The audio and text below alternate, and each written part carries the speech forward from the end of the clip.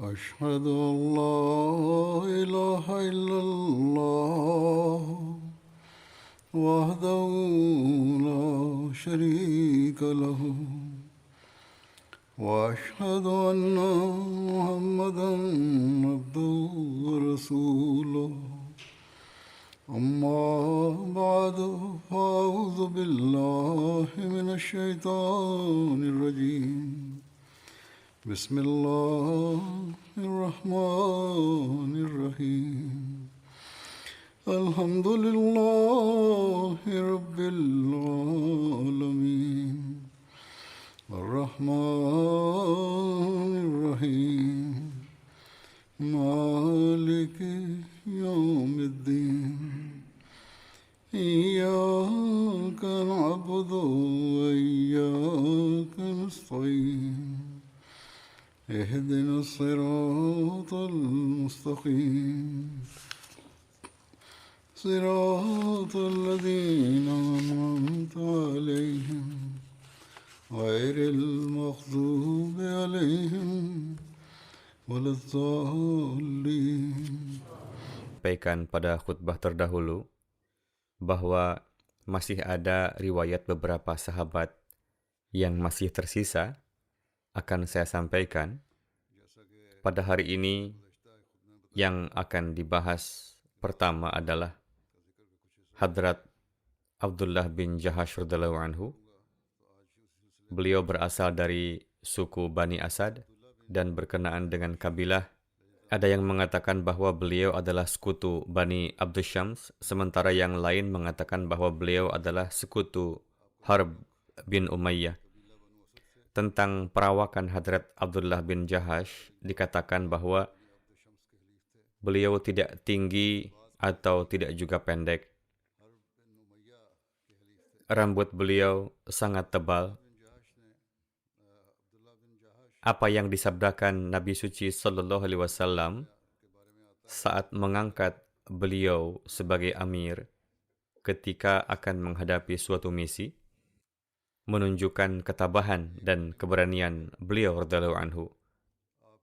Hadrat Sa'ad bin Abi Waqqas mengatakan bahwa Nabi Suci Sallallahu Alaihi Wasallam bersabda, "Saya akan menunjuk seorang pria yang meskipun tidak jauh lebih baik darimu, namun akan lebih kuat darimu dalam hal menahan lapar dan haus."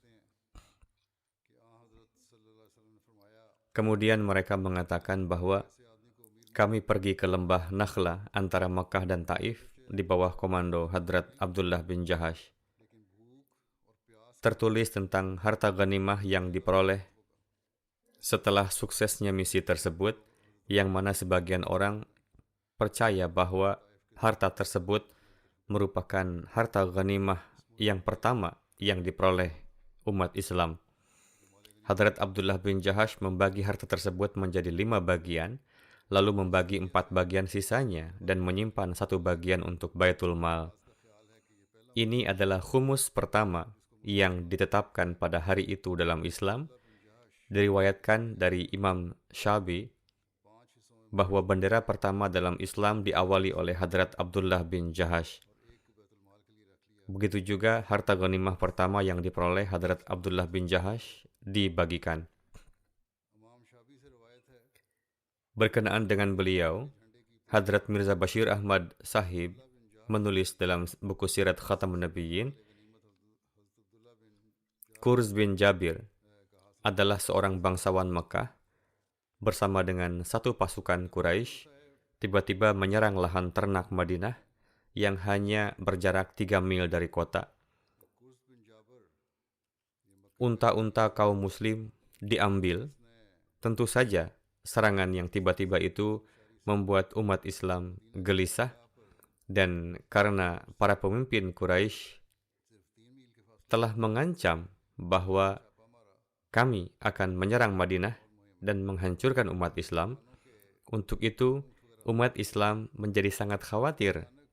Dan setelah mengetahui ancaman tersebut, Rasulullah Sallallahu Alaihi Wasallam bermaksud untuk menyelidiki dari dekat tentang pergerakan dan rencana Quraisy, sehingga semua informasi yang diperlukan tentangnya akan tersedia.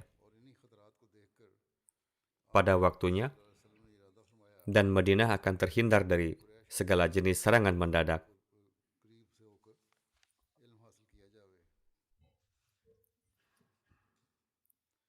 Ya, berkenaan dengan misi ini telah dijelaskan sebelumnya.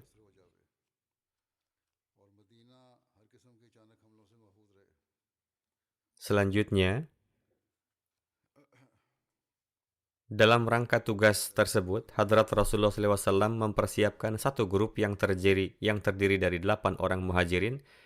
Rasulullah menggunakan strategi mengutus orang-orang yang berasal dari berbagai kabilah Quraisy supaya mendapatkan kemudahan dalam mencari informasi perihal rencana rahasia kufar Quraisy.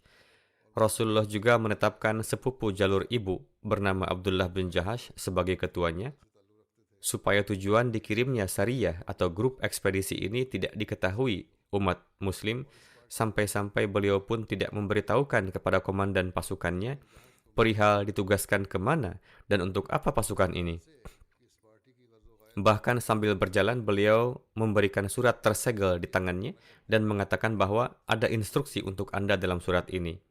Meskipun referensi ini telah dijelaskan sampai batas tertentu, tetapi tidak dijelaskan dengan mengacu pada Hadrat Mirza Bashir Ahmad Sahib. Alhasil beliau menulis bahwa Rasulullah bersabda, ketika kalian sampai di suatu tempat yang jaraknya 2 hari perjalanan dari Madinah, bukalah surat ini dan amalkan sesuai dengan petunjuk surat ini. Lalu Abdullah dan kawan-kawannya berangkat sesuai dengan perintah Rasulullah. Setelah menempuh perjalanan 2 hari, Abdullah membuka surat petunjuk Rasulullah yang di dalamnya tertulis, "Pergilah kalian ke lembah Nakhlah yang berada di antara Mekah dan Taif. Di sana carilah informasi mengenai Quraisy, lalu kabari kami." Karena tugas mencari informasi di tempat yang dekat dengan Mekah sangat beresiko, di bawah surat itu beliau juga menyuruh menuliskan, "Setelah mengetahui misi ini, jika ada di antara kawanmu yang enggan untuk terus bergabung dalam grup ini dan ingin kembali pulang, maka diizinkan untuk kembali." Kemudian Abdullah menyampaikan petunjuk Rasulullah kepada kawan-kawannya dan semuanya sepakat untuk mempersembahkan diri dengan senang hati dalam melaksanakan tugas ini. Grup tersebut lalu berangkat ke Nakhlah. Setelah sampai di Bahran, unta Sa'ad bin Abi Waqqas dan Utbah bin Ghazwan hilang. Ketika melakukan pencarian, mereka berdua terpisah hilang, dan meskipun diupayakan untuk mencari kedua orang itu, namun tidak ditemukan, sehingga grup tersebut tinggal tersisa 6 orang. Sebagiannya telah dijelaskan pada topik Sa'ad bin Abi Waqqas. Seorang orientalis barat, Mr. Margolis, menulis bahwa Sa'ad bin Abi Waqqas dan Utbah secara sengaja meninggalkan unta sehingga tertinggal di belakang karena alasan tersebut. Hadrat Mirza Bashir Ahmad membantah tuduhan tersebut dengan menulis, melontarkan tuduhan seperti itu kepada wujud-wujud yang rela mempersembahkan jiwanya demi Islam, yang setiap kisah kehidupannya menjadi saksi bagaimana keberanian, kecintaan mereka, dan salah satu di antaranya telah syahid di tangan kufar pada peperangan Bir Ma'unah. Adapun sahabat yang kedua telah berperan penting dalam peperangan yang sangat berbahaya dan akhirnya dapat menaklukkan Irak, memang merupakan ciri khas dari Margolis. Yang menarik adalah, Tuan Margolis menulis dalam bukunya bahwa saya telah menulis buku ini dengan disertai fikiran yang bersih dari fanatisme. Alhasil, itu merupakan keberatan. Grup kecil Muslim tadi akhirnya sampai di Nakhlah, lalu mulai melakukan tugasnya untuk mencari informasi apa rencana kaum kufar Mekah. Demi untuk merahasiakan misi itu, sebagian dari mereka bahkan mencukur habis rambutnya supaya orang melihatnya tidak merasa curiga dan menyangka mereka tengah melakukan umroh. Namun belum lama mereka sampai di Nakhlah, tiba-tiba datanglah kafilah kecil Quraisy yang tengah melakukan perjalanan ke Makkah dari Taif, sehingga kedua grup itu saling berhadapan. Pasukan Muslim bermusyawarah satu sama lain, yakni apa yang harus dilakukan saat ini.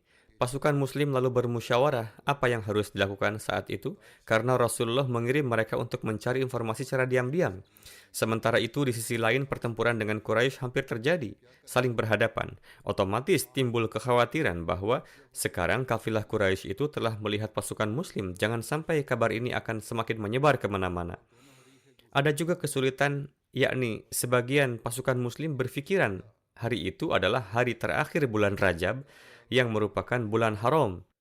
Berdasarkan tradisi kuno Arab, di dalam bulan tersebut tidak boleh ada peperangan. Sedangkan sebagian sahabat beranggapan bahwa bulan Rajab telah berlalu, sudah memasuki bulan Syaban. Berdasarkan riwayat lain bahwa pasukan itu dikirim pada bulan Jumadil Akhir. Mereka ragu saat itu adalah bulan Rajab. Namun di sisi lain, lembah Nakhlah pun posisinya terletak di perbatasan kawasan haram. Jelaslah bahwa jika pada hari itu tidak diputuskan, maka esok hari kafilah itu akan memasuki kawasan haram. Setelah mempertimbangkan semua itu, keenam sahabat ini memutuskan untuk menyerang atau menawan kafilah tersebut atau membunuh. Akhirnya, pasukan muslim menyeru nama Allah lalu menyerang mereka yang mengakibatkan terbunuhnya seorang dari kalangan kufar yang bernama Amr bin al-Hadrami dan 2 orang lainnya ditawan. Namun yang keempat melarikan diri dan pasukan muslim tidak berhasil menangkapnya. Dengan demikian, usulan tersebut menyerang.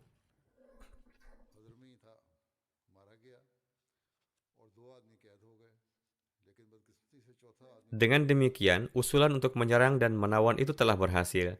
Setelah itu pasukan muslim menguasai harta kafilah karena 1 orang berhasil kabur, sehingga kabar pertempuran itu akan segera menyebar di Makkah, maka Abdullah bin Jahash dan kawan-kawannya segera membawa tawanan dan harta rampasan itu dan kembali ke Madinah. Dalam hal ini, Margolius Sahib menulis, sebenarnya Muhammad Sallallahu Alaihi Wasallam secara sengaja mengutus pasukan tersebut pada bulan haram, karena pada bulan tersebut bangsa Quraisy tentunya sedang lengah, sehingga pasukan muslim akan mendapatkan kemudahan dan kesempatan baik untuk merampas kafilah itu.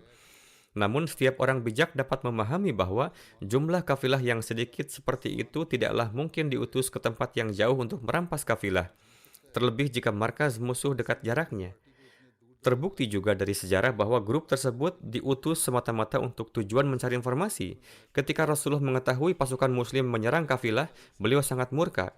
Sebagaimana dalam riwayat dikatakan bahwa ketika pasukan muslim ini menghadap kepada Rasulullah dan beliau mengetahui seluruh kejadian, beliau sangat marah lalu bersabda, "Saya tidak mengizinkan kalian untuk berperang di bulan suci," dan Rasulullah menolak untuk menerima harta rampasan. Atas hal itu, Abdullah dan kawan-kawannya merasa sangat menyesal dan beranggapan saat ini kita telah binasa disebabkan oleh marahnya Tuhan dan Rasul-Nya. Para sahabat lain pun sangat marah kepada mereka dan mengatakan, kalian telah melakukan sesuatu yang tidak diperintahkan. Kalian telah bertempur di kota haram, padahal dalam misi tersebut kalian sama sekali tidak diperintahkan untuk berperang. Di sisi lain, kaum Quraisy pun meributkan umat muslim telah melanggar kesucian bulan haram.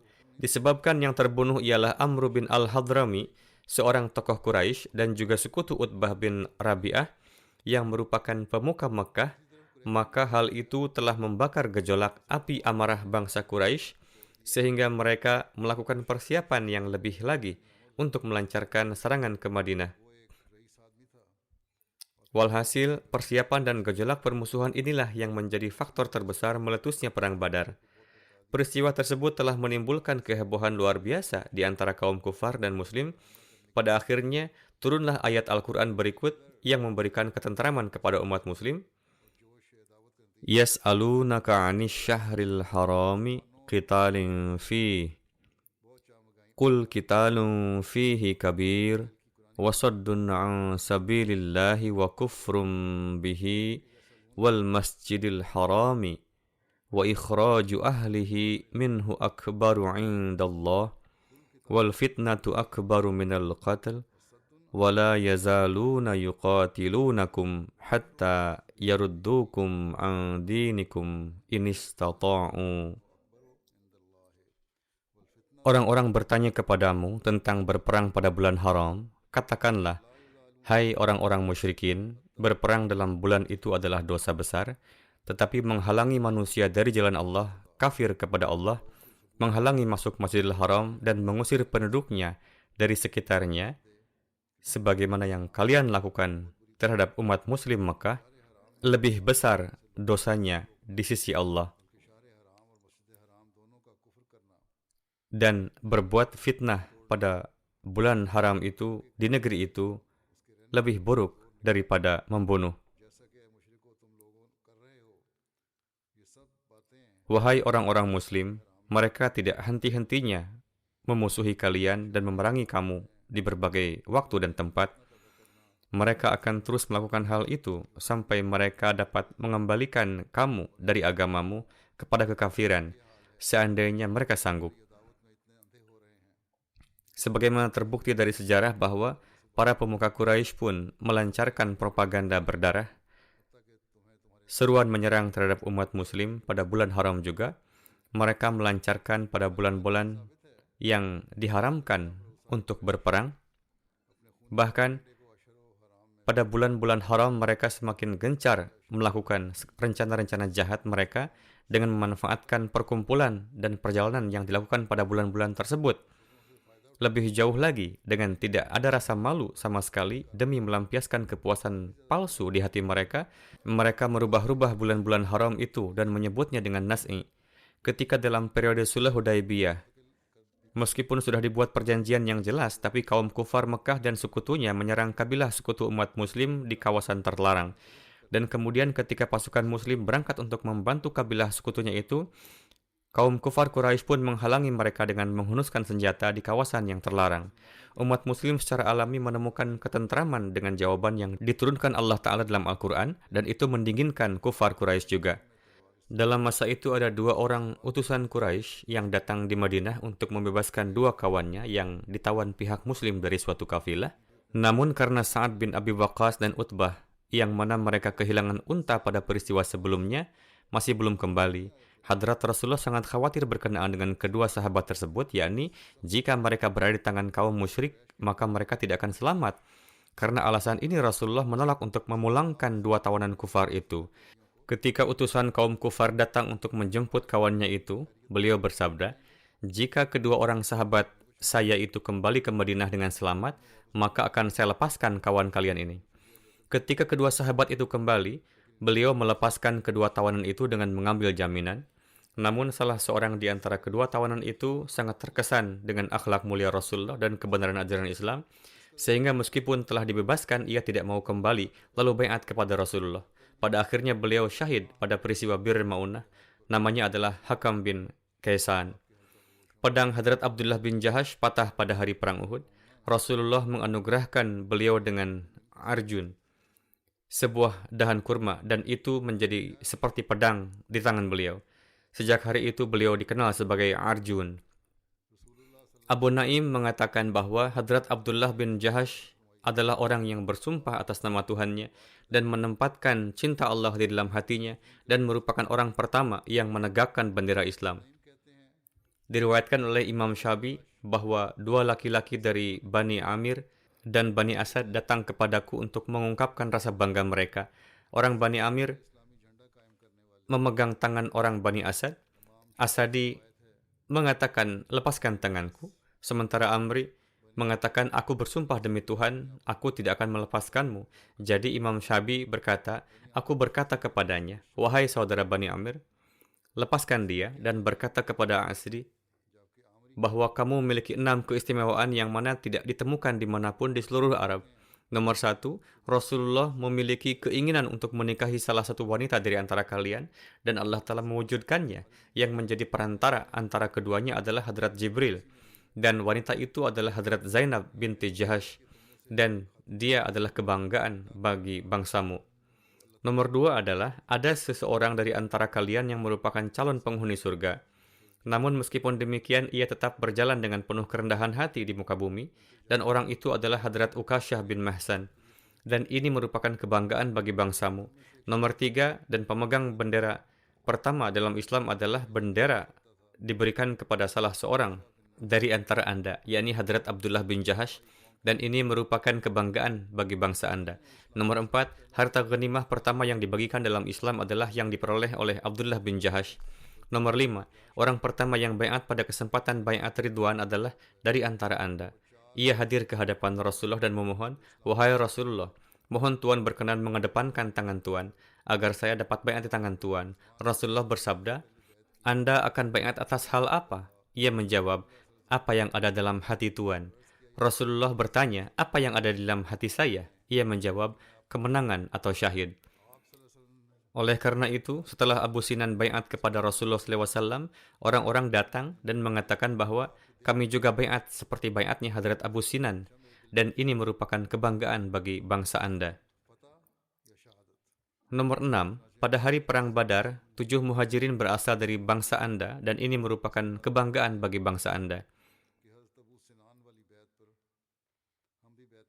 Lalu terdapat satu riwayat, ketika Hadrat Abdullah bin Jahash syahid pada hari Uhud, Hadrat Zainab binti Khuzaimah adalah istri beliau.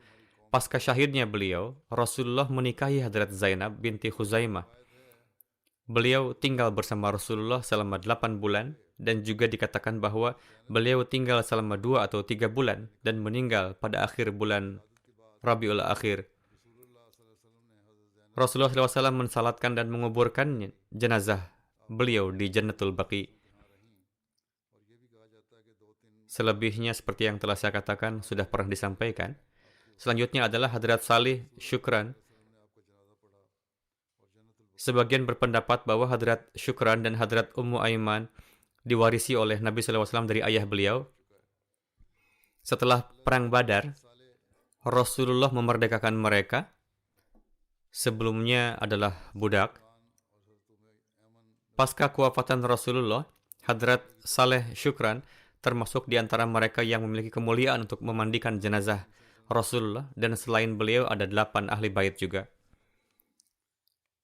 Terdapat riwayat dalam Musnad Imam Ahmad bin Hanbal yang menyebutkan bahwa Hadrat Salih meraih keistimewaan lain, seperti yang telah disebutkan tentang memandikan, bahwa ketika jenazah Rasulullah sedang dimandikan, di antara para sahabat yang menuangkan air saat itu adalah Hadrat Saleh Syukran dan Hadrat Usama bin Zaid. Sebagaimana diriwayatkan bahwa Hadrat Ibnu Abbas meriwayatkan, ketika orang-orang berkumpul untuk memandikan jenazah Rasulullah, hanya keluarga Rasulullah yang ada di rumah sakit saat itu. Mereka adalah paman beliau, Hadrat Abbas, Hadrat Ali, Hadrat Fazl bin Abbas, Hadrat Kusam bin Abbas, Hadrat Usama bin Zaid, dan Hadrat Saleh Syukran, bekas budak yang dibebaskan oleh beliau. Pada saat yang sama, Hadrat Aus bin Khuli Ansari dari Banu Auf bin Khazraj yang ikut serta dalam Perang Badar memanggil Hadrat Ali dan berkata sambil berdiri di depan pintu rumah, "Wahai Ali, demi Allah, aku bersumpah kepadamu, berikanlah kami juga kesempatan untuk mengurusi Rasulullah SAW." Hadrat Ali bersabda kepadanya, "Masuklah." Lalu beliau masuk dan hadir pada kesempatan memandikan jenazah Rasulullah, namun beliau tidak ikut serta memandikan. Perawi menuturkan bahwa Hadrat Ali menyandarkan Rasulullah di dadanya dan beliau dalam kondisi berpakaian, dan Hadrat Abbas, Hadrat Fadl, serta Hadrat Kusam bersama dengan Hadrat Ali membalikkan sisi tubuh beberkat Hadrat Rasulullah SAW.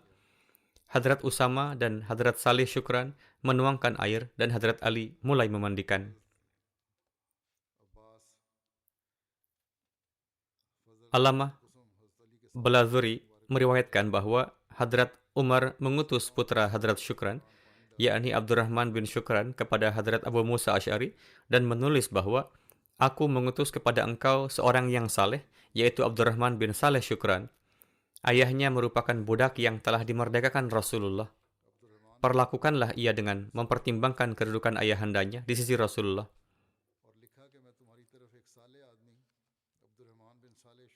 Terdapat sebuah riwayat di mana Allamah Bawi menuturkan, Hadrat Syukran tinggal di Madinah dan beliau juga memiliki sebuah rumah di Basrah. Beliau wafat di masa kekhalifahan Hadrat Umar radhiyallahu anhu. Anggota keluarganya yang terakhir wafat di Madinah pada masa pemerintahan Harun al-Rashid. Demikian juga seorang anggota keluarga beliau juga tinggal di Basrah. Mus'ab menuturkan bahwa saya tidak tahu apakah keturunannya berlanjut ataukah tidak. Hadrat Salih Syukran meriwayatkan, saya melihat Rasulullah menunggangi keledai menuju Khaybar. Beliau melaksanakan salat dengan isyarat, yakni beliau melaksanakan salat sambil duduk di atas hewan tunggangan. Ini pun menjawab permasalahan yang kadang muncul, yakni apakah seseorang boleh melaksanakan salat sambil berkendara atau tidak. Hadrat Malik bin Dukhsham juga merupakan seorang sahabat yang riwayatnya masih tersisa sebagian. Tertulis mengenai beliau bahwa nama Hadrat Malik bin Dukhsham adalah Malik bin Dukhayshan dan juga dikenal sebagai Malik bin Dukhsham. Nama ayahanda beliau adalah Dukhsham bin Mardakhah, sedangkan nama beliau juga dikenal sebagai Dukhshum bin Malik bin Dukhshum bin Mardakhah. Ibunda beliau bernama Umairah binti Sa'ad. Hadrat Malik menikah dengan Jamilah binti Ubay bin Salul yang merupakan saudara perempuan dari pemimpin orang-orang munafik, Abdullah bin Ubay bin Salul.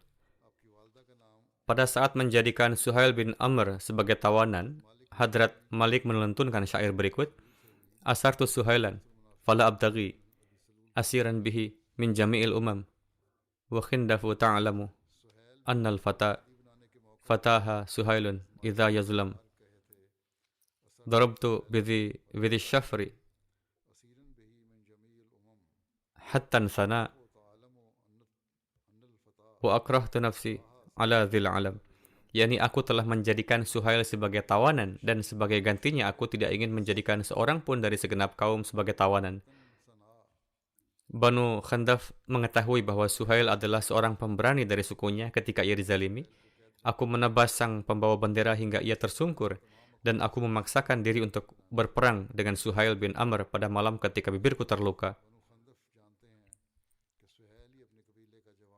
Berkenaan dengan para tawanan pada perang Badar, terdapat sebuah riwayat dalam Asadul Ghabah bahwa Abu Salih meriwayatkan dari Hadrat Ibnu Abbas bahwa Abu Yasir, Malik bin Dukhsham, Aufi dan Tariq bin Ubaid Ansari datang ke hadapan Rasulullah dan berkata, Ya Rasulullah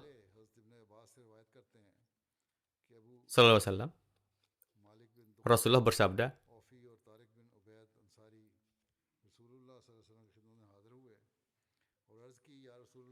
barang siapa yang membunuh seseorang dalam perang ini akan mendapatkan sekian, dan barang siapa yang menawan seseorang, ia akan mendapatkan sekian. Dan kami berhasil membunuh 70 orang dan menawan 70 orang. Atas hal itu, Hadrat Sa'ad bin Mu'az mengatakan, wahai Rasulullah, kami pun bisa melakukan seperti apa yang mereka lakukan. Namun kami tidak bisa melakukannya semata-mata karena kami melindungi orang-orang Islam dari arah belakang. Harta rampasan perang sedikit, sedangkan orang-orang berjumlah banyak. Jika Anda memberikan sebanyak itu kepada orang-orang sebagaimana yang Anda janjikan, maka sebagian orang tidak akan mendapatkan bagiannya. Alhasil, mereka terus berbicara sehingga tak lama kemudian Allah Ta'ala menurunkan ayat berikut ini. Yas'alunaka 'anil anfal, qulil anfalu lillahi war rasul. Yakni, wahai Rasul, mereka bertanya kepada engkau berkenaan dengan harta ghanimah perang. Katakanlah kepada mereka bahwa harta ghanimah adalah milik Allah dan Rasulnya. Pada hari perang Uhud, Hadrat Malik bin Dukhsham melewati Hadrat Kharijah bin Zaid. Hadrat Kharijah terduduk kelelahan.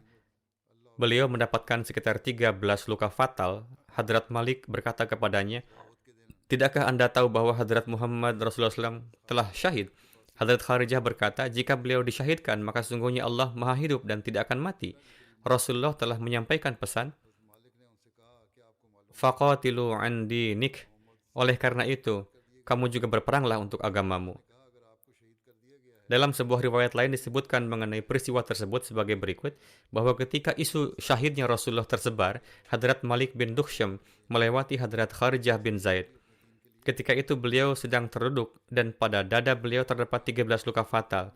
Hadrat Malik berkata kepada beliau, apakah kamu tahu bahwa Rasulullah telah disyahidkan? Hadrat Kharijah menjawab, jika Muhammad Rasulullah SAW telah syahid, maka sesungguhnya Allah maha hidup dan dia tidak akan pernah mati. Sesungguhnya beliau SAW telah menyampaikan pesan Islam, untuk itu berperanglah kamu demi agamamu. Perawi menuturkan bahwa kemudian Hadrat Malik melewati Hadrat Sa'ad bin Rabi dan beliau mendapatkan 12 luka fatal. Hadrat Malik mengatakan kepada Hadrat Sa'ad, apakah kamu tahu bahwa Hadrat Rasulullah telah syahid? Hadrat Sa'ad menjawab bahwa, aku bersaksi bahwa Rasulullah telah menyampaikan pesan Rabb-Nya. Oleh karena itu, berperanglah demi agamamu, karena Allah Maha Hidup, Dia tidak akan pernah mati.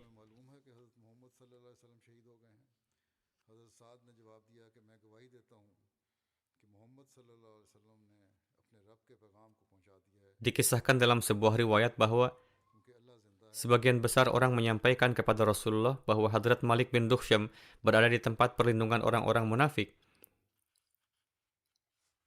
Atas hal itu, Rasulullah bersabda, tidakkah dia melaksanakan salat? Kalian mengatakan bahwa dia munafik. Tidakkah dia melaksanakan salat? Orang-orang mengatakan, betul Rasulullah. Atau mereka mengatakan, ya Rasulullah, dia memang melaksanakan salat. Namun itu adalah salat yang tidak ada kebaikan di dalamnya. Atas hal itu Rasulullah bersabda hingga 2 kali, aku telah dilarang untuk membunuh orang yang melaksanakan salat. Ini adalah sebuah pelajaran bagi orang-orang Islam di masa sekarang. Menurut suatu riwayat, Rasulullah mengutus Hadrat Hashim bin Adi yang merupakan saudara Hadrat Ma'an bin Adi bersama dengan Hadrat Malik bin Dukhsyam untuk menghancurkan Masjid Dirar. Diriwayatkan berkenaan dengan Hadrat Malik bahwa keturunan beliau tidak berlanjut. Kemudian sedikit riwayat berkenaan dengan Hadrat Ukasyah bin Mihsan. Nama beliau adalah Ukasyah. Mihsan bin Hurthan adalah nama ayah beliau. Abu Mihsan adalah kunyah beliau.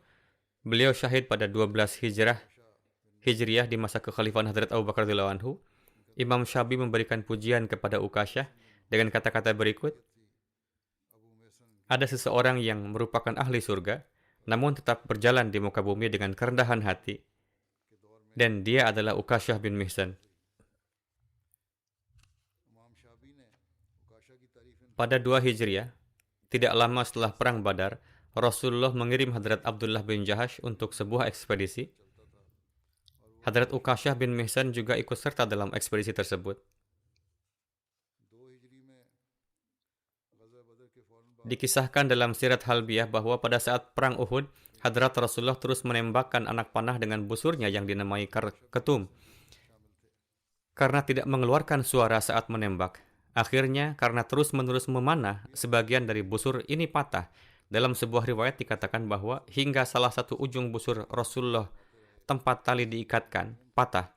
Singkatnya, busur tersebut patah karena terus-menerus digunakan untuk memanah.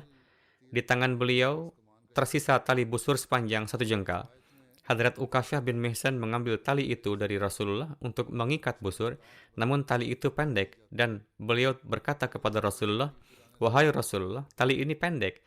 Rasulullah bersabda, tariklah tali itu, maka akan cukup. Hadrat Ukasyah menuturkan, demi zat yang telah mengutus Hadrat Rasulullah dengan kebenaran, ketika saya menarik tali tersebut, tali itu menjadi begitu panjang sehingga saya mengikatnya 2 atau 3 kali di kepala busur dan saya mengikatkannya dengan mudah.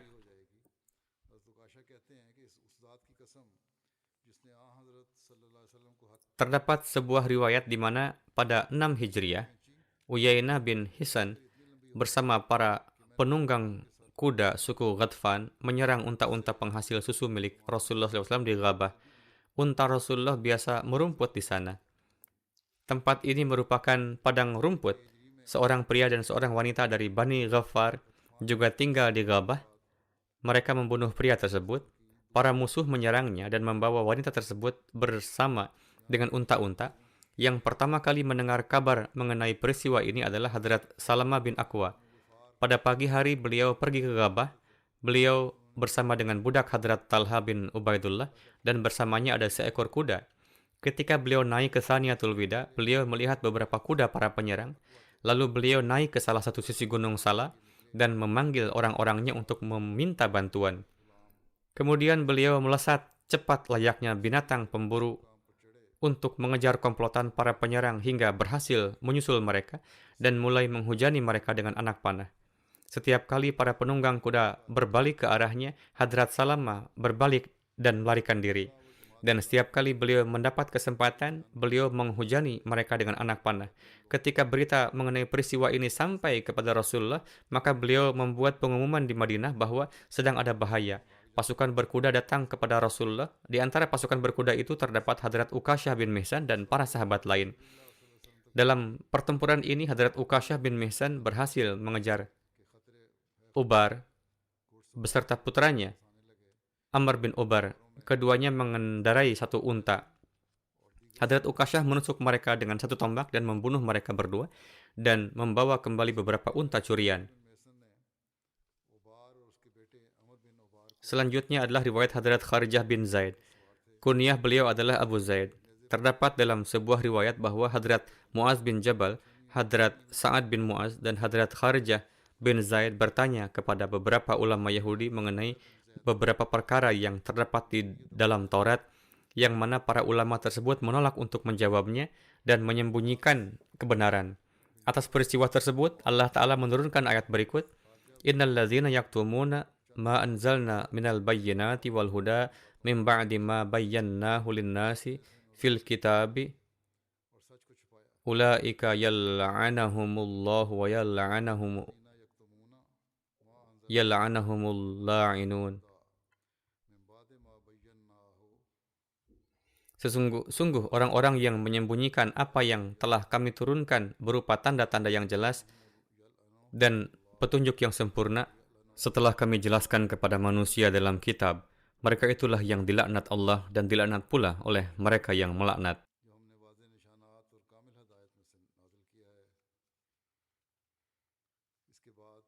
Selanjutnya adalah riwayat Hadrat Ziyad bin Labid. Julukan beliau adalah Abu Abdullah. Beliau berasal dari Bani Bayadah bin Amir yang merupakan cabang dari suku Khazraj dari kalangan Ansar.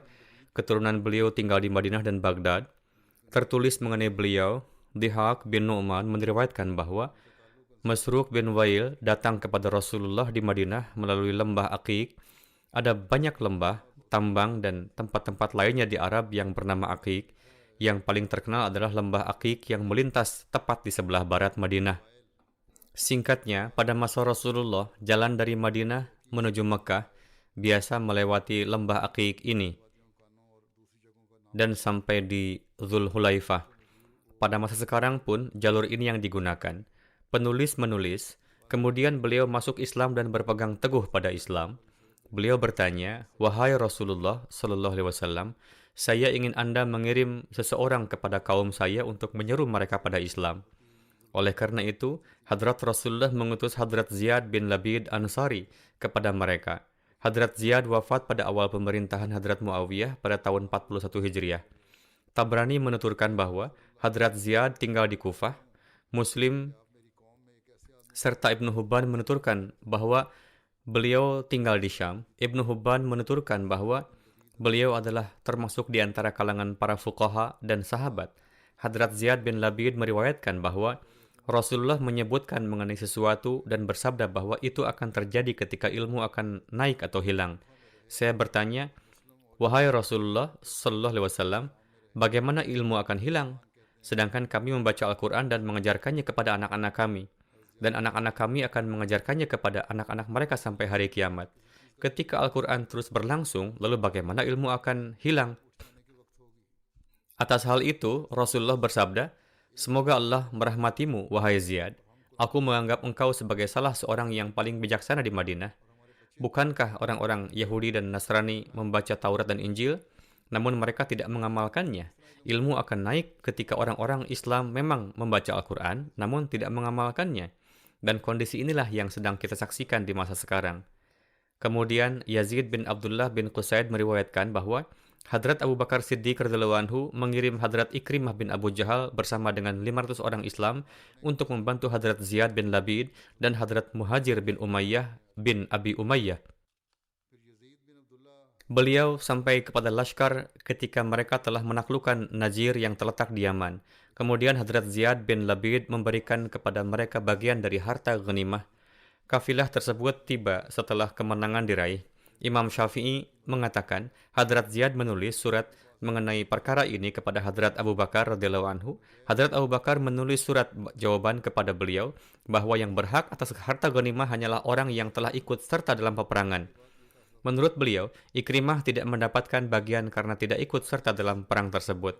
Hadrat Ziyad membicarakan hal ini dengan kawan-kawannya, lalu mereka dengan senang hati memberikan kepada Hadrat Ikrimah dan laskarnya bagian dari harta ghanimah tersebut.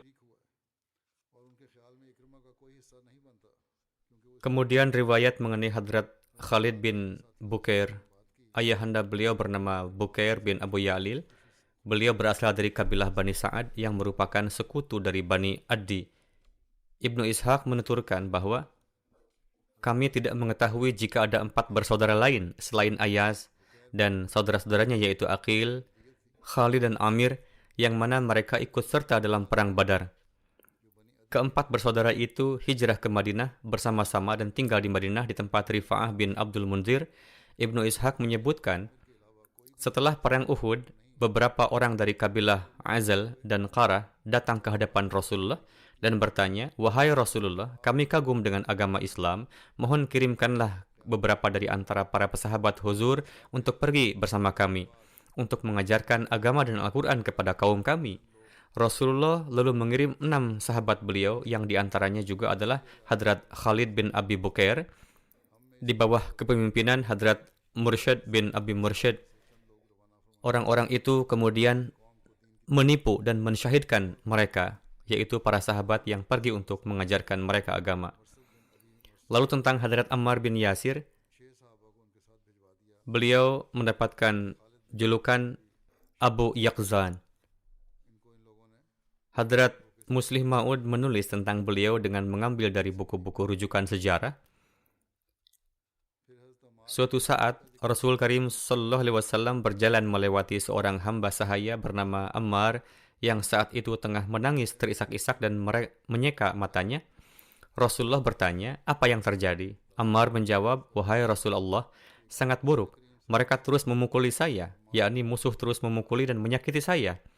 Mereka tidak berhenti selama belum keluar suatu kata dari mulut saya yang menentang Anda dan mendukung berhala mereka." Rasulullah bertanya, "Tetapi apa yang saat itu dirasa di dalam hatimu?" Ammar menjawab, "Saya merasa di dalam hati hanyalah ada iman yang tidak tergoyahkan. Mungkin saya telah mengatakan hal yang bertentangan dengan Anda, tetapi hati saya teguh dalam keimanan." Rasulullah bersabda, "Jika hati tetap teguh dalam keimanan, maka Allah Ta'ala akan memaafkan kelemahanmu." Terdapat selisih pendapat berkenaan dengan hijrahnya Hadrat Ammar bin Yasir ke Habsyah. Sebagian berpendapat bahwa beliau ikut serta di hijrah Habsyah yang kedua. Dalam menerangkan tentang pemberontakan di masa kekhalifahan Hadrat Utsman, Hadrat Khalifatul Masih Tsani menjelaskan, ketika pemberontakan telah melampaui batas dan para sahabat pun sudah menerima surat yang di dalamnya berisi keluhan para gubernur, para sahabat lalu bertanya kepada Hadrat Utsman, "Apakah Anda tidak mengetahui apa yang terjadi di luar?" Beliau bersabda, "Dari laporan yang saya terima, keadaan baik dan damailah yang tampak." Para sahabat menjawab, "Kami justru menerima surat-surat yang berisi tentang hal-hal yang berbeda. Ini hendaknya ditelusuri." Hadrat Utsman lalu meminta pendapat dari para sahabat tentang bagaimana cara menyelidikinya.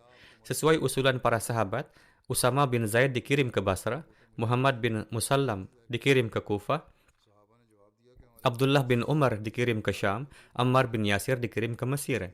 Mereka akan meneliti keadaan di sana dan akan melaporkannya.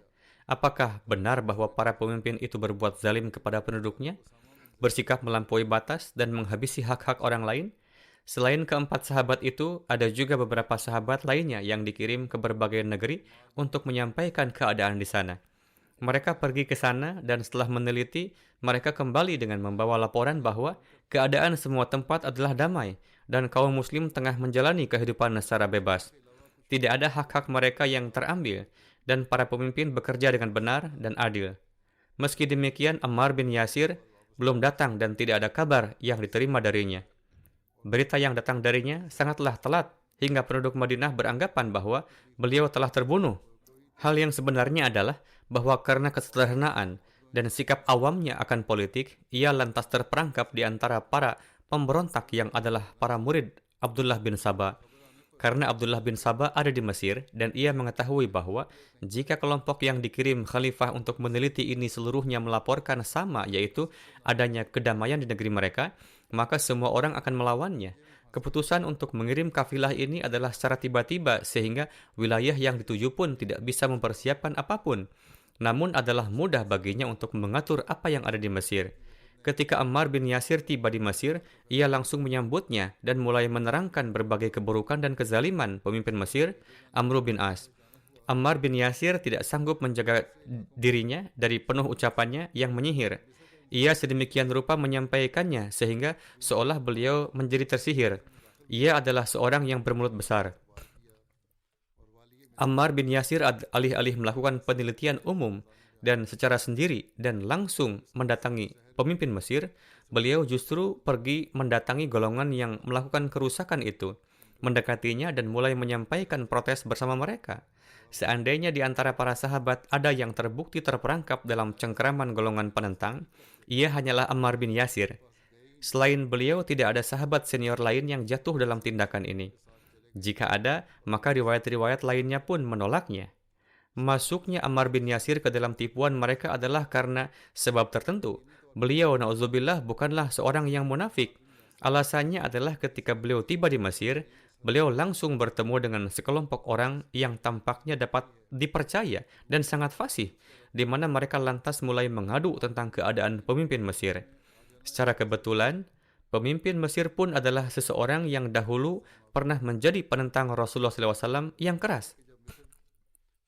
Di mana di peristiwa Fatah Mekah, Rasulullah bahkan memerintahkan untuk membunuhnya sekalipun ia berada di sekitar Ka'bah. Meskipun selanjutnya Rasulullah pun telah memaafkannya. Meski demikian, sikap penentangan kerasnya dahulu masih membekas di hati beberapa sahabat termasuk Ammar. Alhasil, mendengar kembali hal-hal yang menentang orang itu menjadikan Hadrat Ammar sangat cepat terpengaruh dan ia lantas menerima tuduhan-tuduhan yang dialamatkan kepada Amr bin As. Dengan memanfaatkan perasaan lahiriah ini, para sahabai, yakni pengikut Abdullah bin Sabah, mulai secara khusus menyebarkan hal ini untuk menentangnya. Ammar bin Yasir pun ikut dengannya. Meski demikian, tertera juga bahwa di Perang Siffin, Hadrat Ammar bin Yasir menyeru kepada segenap orang, manakah orang-orang yang mengharapkan keridhaan Allah Ta'ala dan tidak berharap kembali kepada harta dan anak keturunan mereka? Kemudian datanglah segolongan jemaat ke hadapan beliau. Hadrat Ammar menerangkan kepada mereka, wahai manusia, marilah kita menuju golongan yang menuntut balas atas terbunuhnya Hadrat Utsman bin Affan dan menganggap bahwa Hadrat Utsman telah terbunuh dan teraniaya. Demi Allah, mereka tidaklah menuntut balas akan terbunuhnya Hadrat Utsman, tetapi mereka adalah orang-orang yang telah merasakan kenikmatan duniawi. Di sini Hadrat Ammar telah menyadari bahwa betapa besar fitnah yang telah dibuat oleh penyebar fitnah. Lalu berkata, kini orang-orang ini menaruh kecintaan kepada dunia dan berada di belakang dunia. Beliau telah menyadari bahwa jika kebenaran ada pada mereka, maka kebenaran itu akan menjadi penghalang antara mereka dan urusan duniawi mereka, dan orang-orang tidak akan mendapatkan keistimewaan dalam Islam jika orang-orang seperti ini dijadikan pemimpin dan berhak dipatuhi. Orang-orang itu tidaklah memiliki keistimewaan untuk dijadikan pemimpin dan hanyalah para penyebar fitnah. Orang-orang ini menipu para pengikutnya dengan mengatakan bahwa imam mereka telah dianiaya dan dibunuh, supaya mereka kelak dapat menjadi raja yang menindas. Ini adalah suatu tipu muslihat yang dengannya mereka sampai pada tingkat ini, yaitu seperti yang sedang kalian lihat. Jika orang-orang ini tidak meminta qisas atas kewafatan Hadrat Utsman, maka tidak ada sedikit pun orang yang akan mengikuti mereka. Kemudian beliau berkata, wahai Allah, jika engkau menolong kami, sebagaimana engkau telah berkali-kali menolong. Namun seandainya engkau akan menurunkan keberhasilan dalam tujuan mereka, maka disebabkan mereka telah mengada-adakan hal-hal baru di tengah hamba-hamba engkau, jatuhkanlah azab yang pedih atas mereka. Diriwayatkan oleh Muhammad bin Amr dan lainnya bahwa di Perang Siffin terjadi pertempuran sangat sengit dan hampir saja kedua pasukan menjadi sirna. Muawiyah berkata, ini adalah hari di mana bangsa Arab akan sirna, kecuali mereka yang mendapatkan kelemahan hamba sahaya itu, yakni Ammar bin Yasir. Artinya, Hadrat Ammar harus disyahidkan. Perang sengit terjadi selama 3 hari 3 malam. Pada hari ketiga, Hadrat Ammar berkata kepada Hashim bin Utbah bin Abi Waqqas, yang di hari itu memegang bendera, orang tua saya berbakti padamu, bawalah saya bersama. Hashim berkata, wahai Ammar, semoga rahmat Allah turun pada engkau. Anda adalah seorang yang mana perang pun menganggap Anda rendah dan hina. Saya membawa bendera ini dengan harapan supaya saya dapat mencapai tujuan saya. Jika saya memperlihatkan kelemahan, maka saya tetap tidak akan aman dari kematian. Hadrat Ammar terus ada bersamanya hingga keduanya menaiki tunggangan. Hadrat Ammar berdiri di tengah pasukan beliau. Zulqala beserta pasukannya telah berdiri di depan menghadapi mereka. Terjadi pertempuran yang sengit di antara keduanya. Kedua pasukan pun hancur. Hadrat Ammar lalu diserang oleh Hawai Saki dan Abu Ghadiyah Muzni, dan keduanya pun mensyahidkan beliau. Ditanyakan kepada Abu Ghadiyah bahwa bagaimana cara mereka telah membunuh beliau. Ia menjawab, tatkala ia bersama laskarnya, telah ada di dekat kami, dan kami pun telah ada di dekat mereka. Ia, yakni Hadrat Ammar, lantas berseru, apakah ada yang ingin bertanding? Sikasik adalah nama sebuah kabilah di Yaman. Ada seorang yang berasal dari sana yang tampil. Keduanya saling beradu pedang, lalu Hadrat Ammar membunuh Sikasik. Kemudian Hadrat Ammar menyeru, sekarang siapakah yang ingin bertanding? Himyar adalah nama sebuah kabilah di Yaman. Ada seorang dari tempat itu yang keluar untuk bertanding. Keduanya saling menyerang dengan pedang. Ammar pun berhasil membunuh Himyari. Namun Himyari pun telah melukainya. Kemudian Hadrat Ammar menyeru, siapakah yang ingin bertarung? Saya pun muncul ke arahnya. Lalu kami saling beradu pedang. Tangan beliau telah melemah. Saya lalu menebas untuk kedua kalinya dengan keras hingga beliau pun jatuh. Kemudian dengan pedang saya kembali menebasnya dengan keras hingga beliau tumbang. Perawi menuturkan, tatkala Hadrat Ammar disyahidkan, Hadrat Ali bersabda, di antara kaum muslim, siapa saja yang tidak menganggap pensyahidan Hadrat Ammar sebagai hal yang luar biasa, dan ia tidak sedih atasnya, maka sungguh mereka bukanlah orang yang mendapat petunjuk. Semoga rahmat Allah Ta'ala turun kepada Ammar di hari ia memeluk Islam, dan semoga Allah merahmati Ammar, karena tatkala saat itu 4 sahabat Rasulullah disebutkan, beliau adalah yang keempat, dan jika saat itu 5 yang disebutkan, maka beliau adalah yang kelima. Beliau adalah di antara para sahabat Rasulullah yang awalin. Di dalam 1 atau 2 kesempatan sekalipun, tidak ada keraguan lagi bahwa bagi Ammar, di banyak kesempatan, surga telah dijanjikan untuknya. Alhasil, selamatlah atas surga yang dijanjikan untuk Ammar. Untuknya pun telah dikatakan bahwa Ammar berdiri di atas kebenaran, dan kebenaran ada bersama Ammar. Kemanapun Ammar pergi, ia akan senantiasa pergi bersama kebenaran, dan pembunuh Ammar berada di dalam api. Sa'id bin Abdurrahman meriwayatkan dari ayahnya, ada seorang yang datang kepada Hadrat Umar bin Khattab dan berkata, saya ada dalam keadaan junub dan saya tidak mendapatkan air. Lalu Hadrat Ammar bin Yasir berkata kepada Hadrat Umar bin Khattab, apakah Anda tidak ingat bahwa suatu saat kita, yakni saya dan Anda, ada di suatu perjalanan? Anda saat itu tidak salat, sementara saya membersihkan diri dengan tanah seperti yang dilakukan hewan. Lalu salat, yaitu karena tidak ada air, maka beliau melakukan tayamum. Saya lalu menyampaikan hal ini kepada Rasulullah, maka Rasulullah bersabda, cukuplah hal seperti ini bagi Anda. Yakni beliau menyentuhkan kedua tangan beliau ke atas tanah, lalu meniupkannya. Lalu membasuhnya ke muka dan kedua tangan beliau. Abu Wail menyebutkan, Hadrat Ammar pernah memberi khutbah kepada kami secara singkat, namun menyeluruh. Tatkala beliau turun dari mimbar, kami menyampaikan kepada beliau, wahai Abu Yaqzan, Anda telah menyampaikan secara fasih.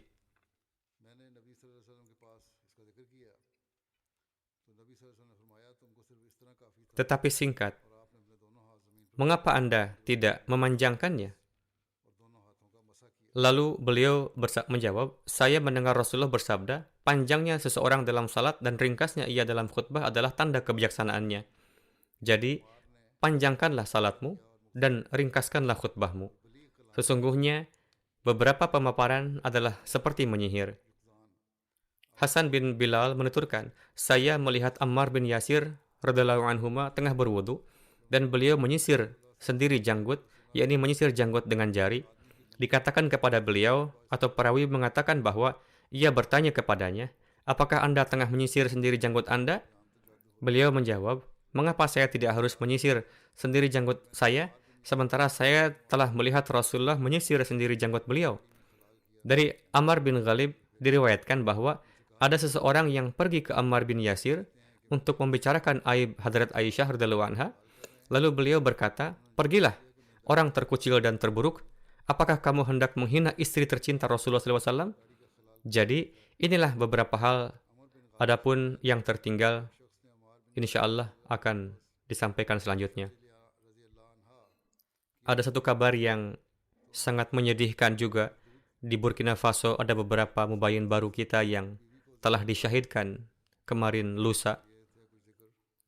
Ini adalah peristiwa yang sangat memilukan. Inna lillahi wa inna ilaihi raji'un. Mereka telah disyahidkan dengan cara yang sangat aniaya.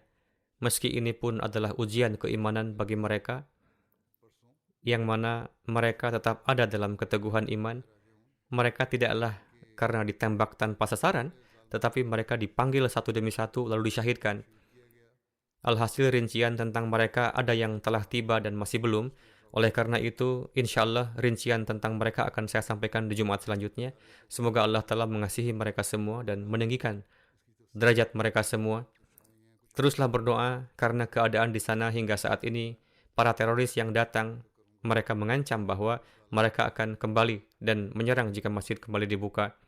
Semoga Allah Ta'ala senantiasa menjaga para Ahmadi di sana dari kejahatan mereka. Maka dari itu, secara rinci insya Allah akan saya sampaikan pada Jumat selanjutnya.